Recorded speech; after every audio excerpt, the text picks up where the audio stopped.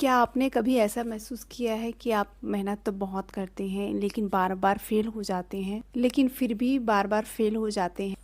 और मैं भी इस दौर से गुज़र चुकी हूँ, तो आज की वीडियो में आपको मैं वही अपनी गलतियाँ बताने वाली हूँ जिसकी वजह से मैं बार-बार फ़ेल हो जाती थी।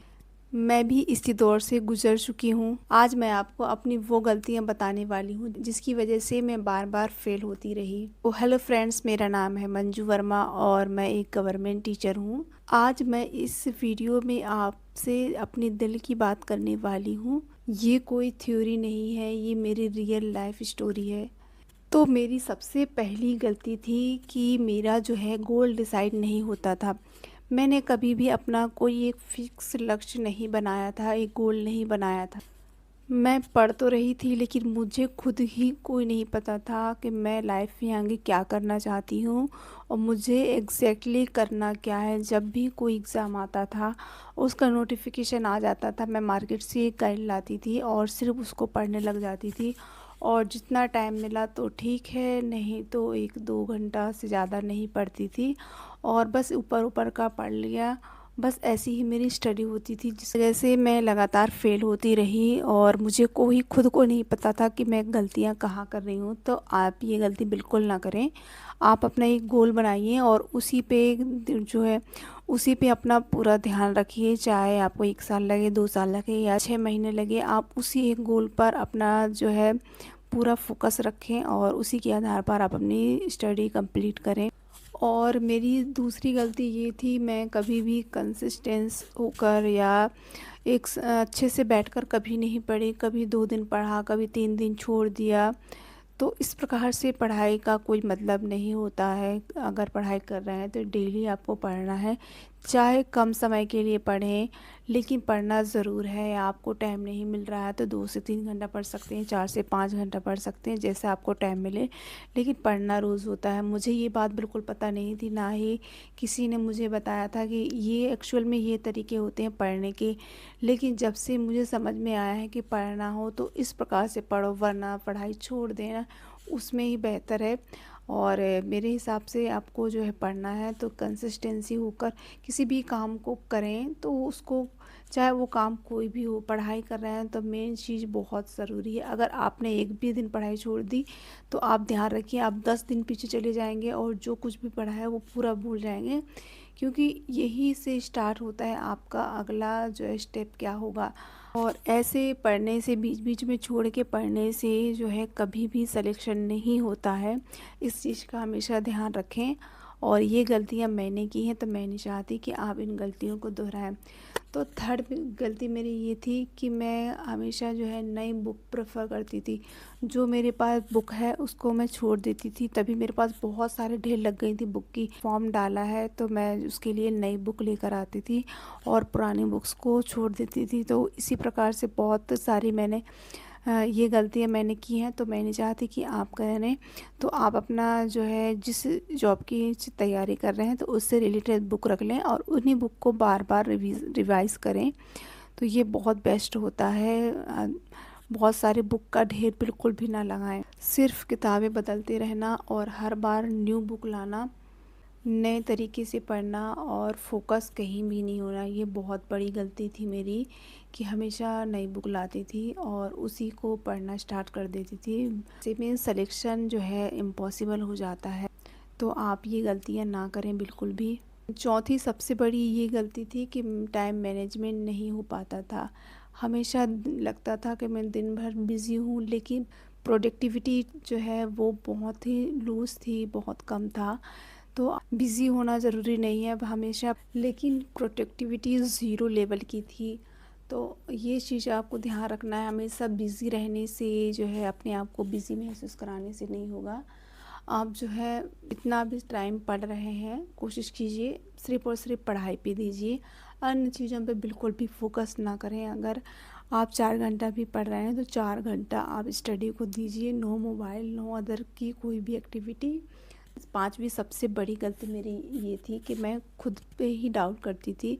मुझे लगता था कि मुझसे नहीं होगा और शायद मुझसे नहीं होने वाला है, ये सब सोचती थी, क्योंकि कई बार फेल होने के बाद अपने आप ये मन में डाउट आ जाता है कि ये मुझसे नहीं होने वाला है, क्योंकि बहुत कम नंबर आना और या फिर कभी-कभी जो है कुछ पॉइंटों से या कुछ नंबरों से पीछे रह जाना इतना पढ़ने के बावजूद भी, तो मन में लगता है कि ये मुझसे नहीं होगा, ये काफ़ी ज़्यादा टफ़ है। लेकिन हम अगर सेल्फ डाउट कर लेंगे तो ये कभी नहीं हो सकता है, हम कितना भी कोशिश कर लें नहीं होगा। तो हमें खुद पे विश्वास रखना बहुत ज़रूरी है।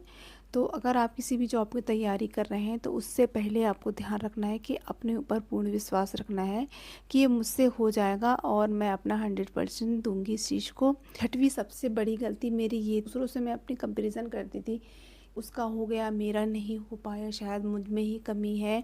और अगर आप नहीं भी करेंगे तो आसपास के लोग जो हैं, फैमिली रिलेटिव्स, ये आपको अपने आप जो है थोड़ा सा एहसास दिला देंगे कि उनका हो गया तुम्हारा नहीं हुआ, मतलब तुम पढ़ने में कमज़ोर हो या फिर तुम नहीं कर पाओगे। इस प्रकार से डाउट मन में आ जाते हैं, तो जिसकी वजह से आप जो है लाइफ में करना भी चाहते हैं फिर भी जो है पीछे रह जाते हैं, गिल्ट होता है अपने आप में।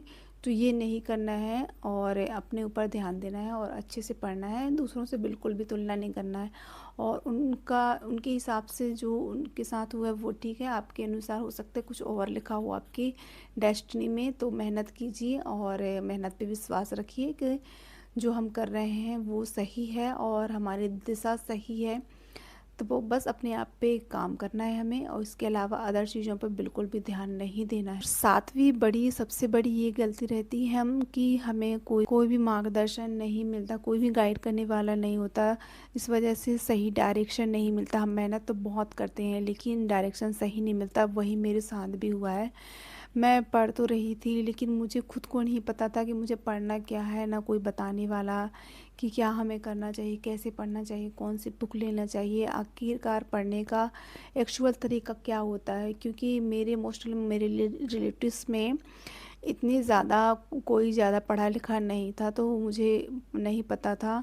क्योंकि जब तक आपको कोई बताने वाला ना हो तो अधिकांश आप भटकते ही रहते हैं। तो वही मेरे साथ हुआ, मुझे जो है बताने वाला कोई नहीं था। तो मेरे सामने जो भी अपॉर्चुनिटी आई उसको मैंने हैंडल किया और धीरे धीरे अपने आप को समझा और इन चीज़ों पर मैं काम करती गई। थोड़ा सा जो है मैच्योर हो जाते हैं तो ऑटोमेटिकली चीज़ें समझ में आने लगती हैं थोड़ी थोड़ी सी। तो वही मेरे साथ हुआ और जैसे जैसे मैंने लाइफ को समझा तो फिर मैंने अपने अकॉर्डिंग चीज़ों को हैंडल करना स्टार्ट की। तो आप ये ध्यान रखें, अगर आप सही गाइडेंस नहीं मिलता है तो हम अक्सर रास्ता भटक जाते हैं और बहुत सारा समय बर्बाद हो जाता है, कई साल लग जाते हैं किसी भी चीज़ के लिए। जितना समय नहीं लगना चाहिए उससे कई गुना ज़्यादा समय लग जाता है। तो आप इस चीज़ का ध्यान रखें कि अगर आपको जो है टाइम बर्बाद नहीं करना है तो आप जल्द से जल्द जो है किसी अच्छे जो गाइड करते हों या फिर जिनका सिलेक्शन हो गया हो उनसे आप गाइड ज़रूर कर ले लें। और या फिर आप मुझसे भी जुड़ सकते हैं, मैं आपको बहुत अच्छे से गाइड करने की कोशिश करूँगी। और अगर आपका कोई भी डाउट है तो कमेंट बॉक्स में ज़रूर बताइएगा, तो मैं कोशिश करूँगी कि आपकी हेल्प कर सकूँ। जो मैंने एक्चुअल में अभी तक अपनी लाइफ में जो सीखा है वही मैं आपको बताऊंगी इस वीडियोस में। फिर जब मैंने एक्चुअल में इन सब चीज़ों को समझा कि मैंने लाइफ में बहुत सारी गलती की और फिर मैंने इन गलतियों को सुधारते हुए अपने ऊपर काम किया, तो फिर मुझे समझ में आया कि गलती जो है एग्ज़ाम में नहीं थी, गलती मुझ में थी कि मैं सही तरीके से चीज़ों को हैंडल नहीं कर रही थी, ना ही चीज़ों सही तरीके से पढ़ रही थी। इस वजह से मेरा सिलेक्शन नहीं हुआ। और जैसे ही मैं इन सब चीज़ों को समझने लगी कि एक्चुअल में पढ़ा कैसे जाता है, तो मेरे एक साथ फिर 2-2 3-3 एग्ज़ाम निकले और फिर मैंने अपनी गलतियों को एक्सेप्ट किया, फिर मेरी जर्नी बदलने लगी। अगर आप भी बार बार फेल हो रहे हैं तो अपने आप से ये 3 सवाल पूछिए। क्या मेरा गोल क्लियर है? क्या मैं रोज़ कंसिस्टेंसी के साथ पढ़ रही हूँ? क्या मैं सही डायरेक्शन में मेहनत कर रही हूँ?